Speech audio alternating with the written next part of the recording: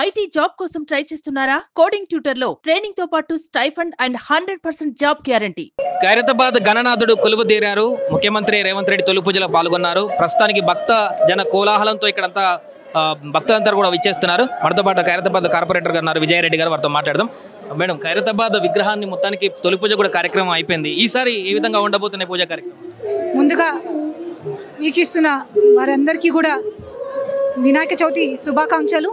ఆ గణనాథుని ఆశీర్వాదంతో అందరి జీవితాల్లోకి వెళ్ళి ఆటంకాలు దొరకాలని కోరుకుంటా ఉన్నాము. ఈసారి గణేశుడు మళ్ళీ 70 ఏళ్ళు పూర్తి చేసుకున్నాడు కాబట్టి ఖైరతాబాద్ గణేశుని విశిష్టత ఈసారి చాలా ఎక్కువ ఉన్నది.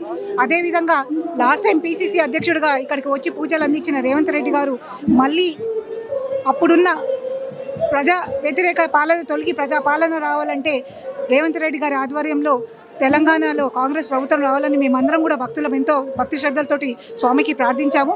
ఆ మొర ఆలకించి ఈసారి మొదటి పూజ అయిన ముఖ్యమంత్రిగా చేయడం చాలా సంతోషకరంగా ఉంది.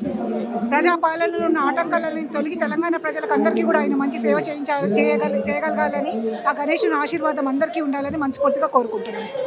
ఖైరతాబాద్ గణేష్ చరిత్రలోనే ఈసారి హైయెస్ట్గా 70 అడుగుల విగ్రహాన్ని కొలువు తీర్చారు. ఎట్లా అనిపిస్తుంది ఈసారి ఇంత రికార్డు స్థాయిలో నెలకొల్పడానికి?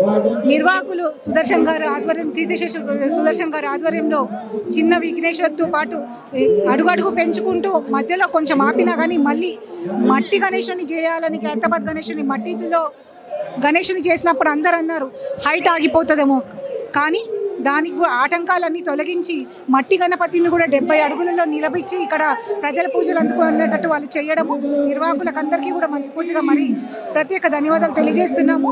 అదేవిధంగా PGR ఫౌండేషన్ ఆధ్వర్యంలో ప్రతిరోజు కూడా సాయంత్రం ఇక్కడ ప్రసాదన పంపిణీ చేస్తూ మా వంతు సేవ మేము చేసుకుంటాము. విజయవాడ, విశాఖలో కూడా ఇంతకు మించి మట్టి విగ్రహాలు నెలకొల్పారు, కానీ వారు అక్కడే నిమజ్జనం చేస్తున్నారు. ట్రావెలింగ్ ఇబ్బంది అవుతుందని. కానీ ఖైరతాబాద్ లో మాత్రమే మట్టి వినాయకుడిని ట్యాంక్ బండ్ దాకా శోభయాత్రలో తీసుకెళ్తున్నారు. సో దీనికి వాటికి ఉన్నటువంటి ప్రత్యేకత ఏంటంటారు? ఎలాంటి జాగ్రత్తలు తీసుకుంటారు? ఖైరతాబాద్ గణేశుడు నేను అన్నట్టు ఇందాక మేము చెప్పినట్టు 70 ఏళ్ళ నుంచి ఎంతో నమ్మకంతో ఇక్కడ ప్రజలు వస్తూ ఉంటారు. రాష్ట్ర నలుమూలల నుంచి కూడా వచ్చి స్వామిని 11 రోజుల్లో దర్శనం చేసుకుంటారు. ఒక సంవత్సరంలో ఒకసారి దర్శనం చేసుకుంటే ఆ సంవత్సరం అంతా విఘ్నాలు పోతాయనే నమ్మకంతో ఎంతో ప్రత్యేకత గల గణేశుని పూజ చేసి శాస్త్రోపేతంగా 11 రోజుల తర్వాత నిమజ్జనం చేయడం మన శాస్త్రాలు కాబట్టి అప్పటి నుంచి పాటిస్తున్న ఆనవాయితీ ఇప్పుడు కూడా పాటిస్తూ ఎంతో కోలాహలంగా భక్తుల మధ్యలో నుంచి కైలాసంలోకి నడుచుకొని వెళ్తుంటాడు గణేశుడు.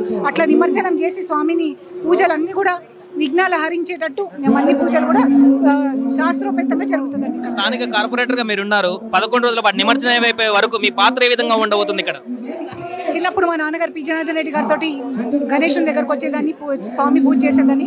ఒక అధికారిక హోదాగా ఆయన మాకు అవకాశం ఇవ్వడము, మేము ఇక్కడ ప్రతి ఒక్కటి కూడా దగ్గరుండి అధికారికంగా ఏవైతే పనులు ఉన్నాయో అవన్నీ కూడా సమీక్షిస్తూ ఉంటాం.